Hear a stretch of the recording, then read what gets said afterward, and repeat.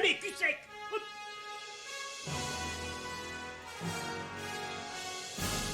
Personne ne peut le croire et pourtant c'est vrai, ils existent, ils sont là, Tarnatata. Non. Il faut qu'on pète.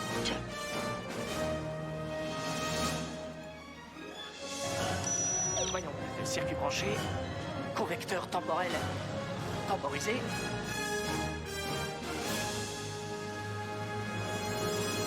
Bonjour, bienvenue sur Histoire d'en dire plus. Aujourd'hui, on aborde un film des années 80, film fantasy qui a bercé notre enfance. L'histoire sans fin. Allez, c'est parti mon kiki.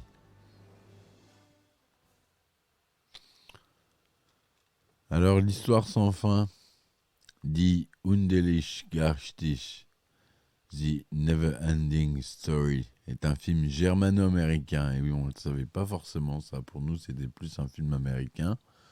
C'est une production américaine. C'est produit en langue anglaise.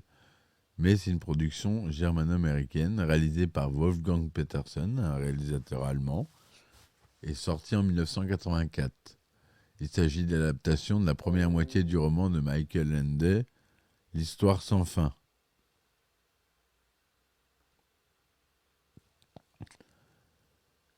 Il bénéficiera de deux suites, L'Histoire sans fin 2, un nouveau chapitre de George Trumbull Miller en 1990, et L'Histoire sans fin 3, Retour à Fantasia de Peter McDonald en 1995.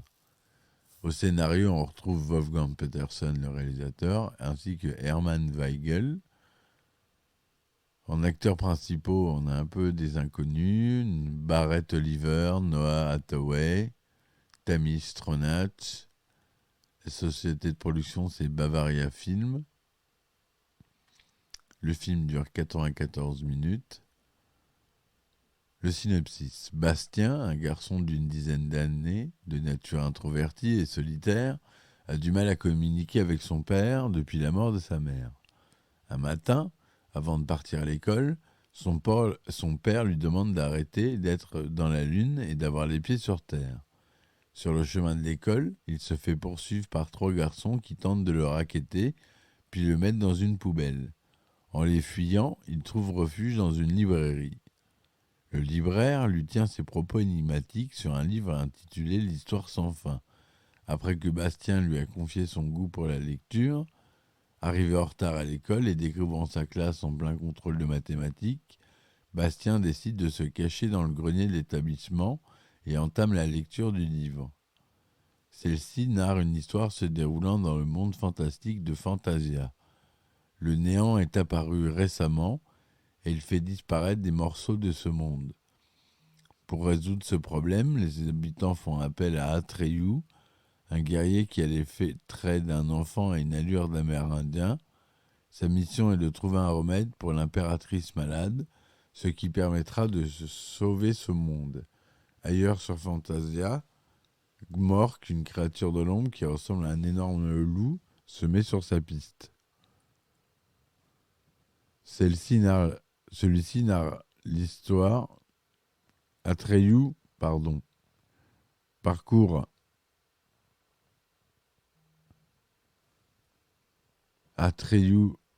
Fantasia sans trouver de remède et décide d'aller voir Morla la Vénérable, une tortue géante.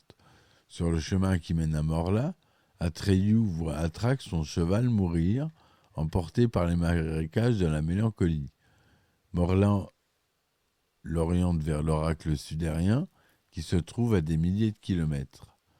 Il continue la route à pied à travers ces marécages et finit par se retrouver immobilisé par sa vase. Juste avant d'être totalement englouti, le dragon porte-bonheur Falkor vient le sauver. Tout le monde se souvient de Falkor, le dragon. Ayant perdu connaissance, Atreyu se réveille plusieurs jours plus tard. Falkor l'a emmené à proximité de l'oracle, chez Urgel et Anjiwook, un médecin et un scientifique. Anjiwook lui montre où se trouve l'oracle sudérien, sujet de ses recherches. Atreyu doit franchir les épreuves pour se présenter à l'oracle et lui demande quel est le remède pour l'impératrice. L'oracle lui répond qu'il faut un enfant humain qui donne un nouveau nom à l'impératrice, ce qui rend Atreyu perplexe. L'oracle lui dit qu'il faut chercher l'enfant au-delà des limites de Fantasia et se désagrège peu après, victime du néant. Chevauchant Falkor, il tente ensuite de se rendre aux confins de Fantasia. Il rencontre enfin Gmork, qui lui apprend que Fantasia est le monde où il s'épanouit la fantaisie de l'homme et qu'il est en train d'être détruit parce que les gens ont commencé à perdre leur espoir et oublier leurs rêves. Il lui explique également que Fantasia, par définition, n'a pas de limite. Il lui révèle enfin qu'il est le serviteur du pouvoir derrière le néant et qu'il est chargé de le tuer pour éviter qu'il ne sauve Fantasia. Le but du néant est de faire perdre l'espoir aux gens afin de faciliter leur soumission. Atreyu révélant alors son identité, Gmork attaque Atreyu qui se défend en plantant une pierre en forme de lame dans la créature. Fantasia se fragmente et des parcelles de terre flottent dans l'espace. Atreyu retrouve la tour de l'impératrice qui l'informe de son échec.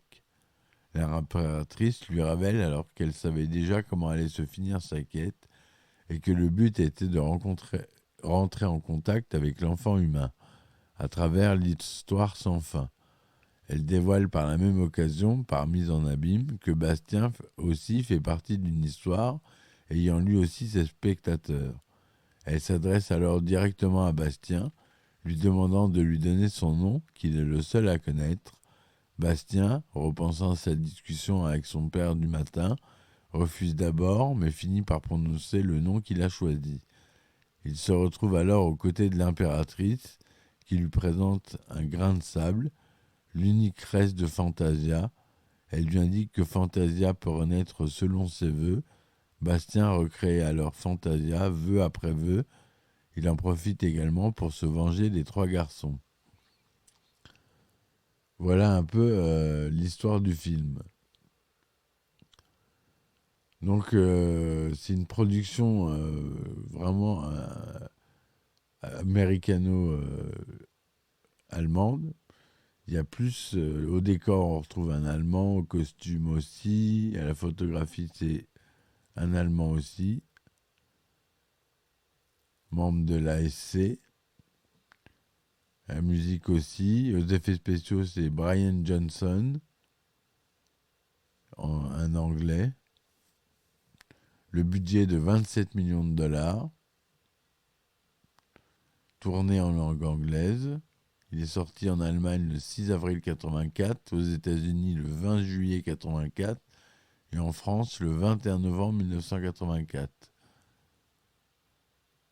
Barrett Oliver joue Bastien, Gérard McRaney joue le père de Bastien, Thomas Hill, Karl Konrad Coriander, Deep Roy Ukuk, Thilo Bruckner Wishushwool, Mosgun Kairon, Noah Tawai Atreyu, Sidney Bromley Angiwook, Patricia Hayes Urgel, Tammy Stronach, l'impératrice de Fantasia, ou la voix de l'oracle sudérien, et Alan Oppenheimer, le narrateur qui clôt l'histoire.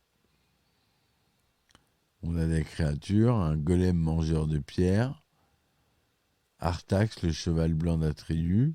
Il meurt en s'enfonçant dans la vase, mais revit à la fin du film après le vœu de Sébastien. On a Gmork, on a Morla, la tortue savante géante, on a Falkor, le dragon porte-bonheur, et l'oracle sudérien.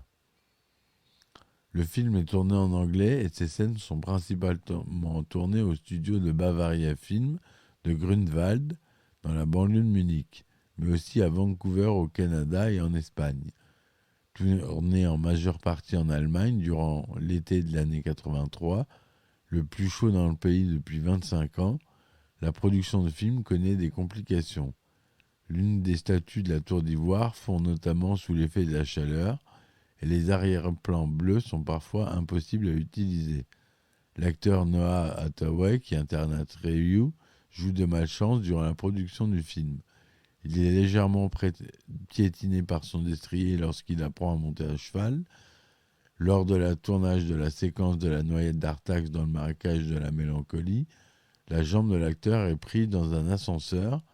Il est attiré dans l'eau et demeure inconscient jusqu'il soit ramené à la surface. Enfin, l'acteur manque de perdre un œil lors d'un combat contre Mork lorsque l'une des griffes de la bête heurte son visage accidentellement. Dans le livre, le personnage d'Atreyu a la peau verte, mais les essais de maquillage s'avéreront peu concluants. Le personnage est alors présenté comme un garçon ordinaire dans le film. Une créature motorisée de 13 mètres de long est fabriquée pour illustrer le dragon Falkor à l'écran. Elle est recouverte de 6000 écailles en plastique et de fourrure rose. Michael Ende déclare être mécontent du film et refuse que son nom apparaisse au générique du début. Mais il apparaît tout de même dans le générique de fin. À sa sortie, le film est le plus cher jamais produit en Allemagne, avoisinant les 60 millions de marks. On peut relever quelques faux raccords dans le film. Au moment où le père de Bastien dit bonjour à son fils, on peut apercevoir un technicien dans le reflet du cadran du four situé en arrière-plan. Lorsque Chiron rappelle Atreyu pour lui confier la mission, un jeune figurant habillé en fée et apparaissant en arrière-plan semble exprimer sa lassitude quant au tournage de la scène. Lorsque Artax réveille Atreyu en le remuant avec son museau, on peut apercevoir un sucre en dessous du bras de Noah Hathaway, ce que le cheval était en train d'atteindre. Lorsqu'Atreyu consulte l'oracle sudérien, les visages des deux statues s'effritent. Quand Atreyu repart en courant chez Falkor, les visages des deux statues sont intacts. Lorsqu'Atreyu reprend connaissance sur la plage, la marée se trouve au niveau de ses pieds alors que dans le plan large qui suit, la marée se trouve loin devant lui. De plus, il a du sable sur le torse en se relevant alors qu'il a le torse propre sur le plan suivant. Et quand Atreyu longe une cité en ruine, il y a de gros morceaux de pierre situés à sa droite. Au changement de plan, quand le sol se craque en deux, il y a tout un mur de pierre à sa droite. La bande originale du film est composée par Klaus Doldinger. La chanson The Never Ending Story est composée par Giorgio Moroder et chantée par Ali Mable, ex-groupe du groupe Kajagoogoo et Anne Calvert.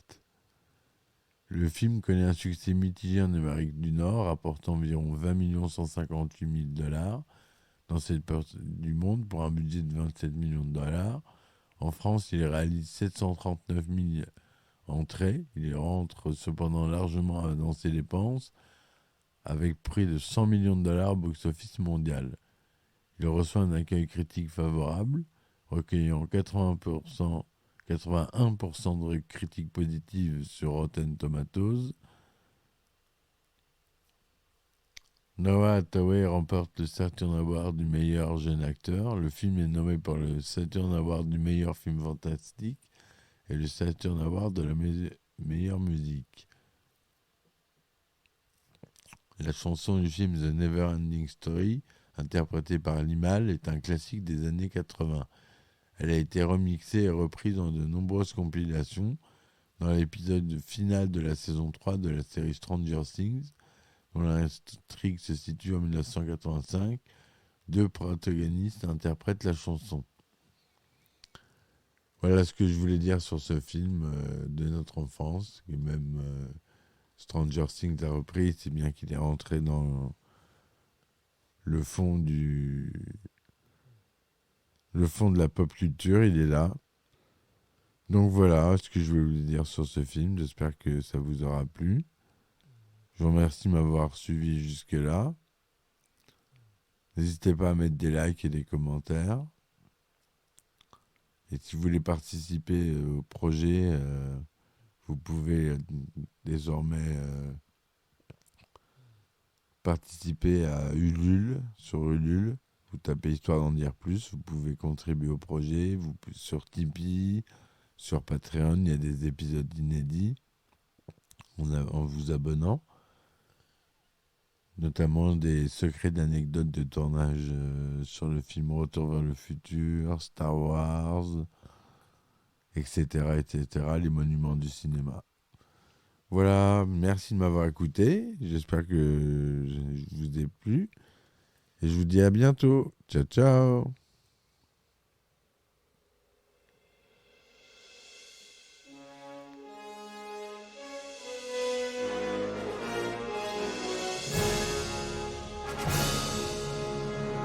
Eh ben attendez, on est en France. Allez, cul sec. Hop.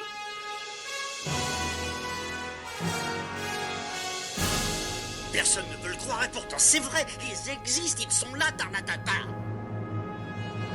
Le globe. Le globe. Il faut qu'on pète.